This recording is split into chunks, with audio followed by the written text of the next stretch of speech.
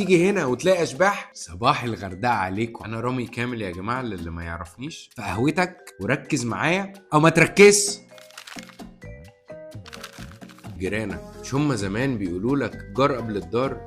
يا رامي تدور تشوف مين الناس اللي موجودة في المشروع وتسألهم المشروع ده ايه اخباره، تمام، الدنيا حلوة، الصيانة متصينة، وصاحب المشروع ده حد محترم، الامن عامل ايه. كل الكلام ده لازم تسأله للناس. هو جايبك هنا يسكنك على عمك يا ضنايا. لو قدرت تجمع 8 10 تسألهم عشان تأمن ان المشروع ده تمام، اعمل كده، ما تتكسفش، لان هو ده هيفرق معاك عشان تبقى عايز اصلا تروح تقعد في المكان ده. يعني انت هربان من القاهرة عشان تيجي هنا وتلاقي اشباح؟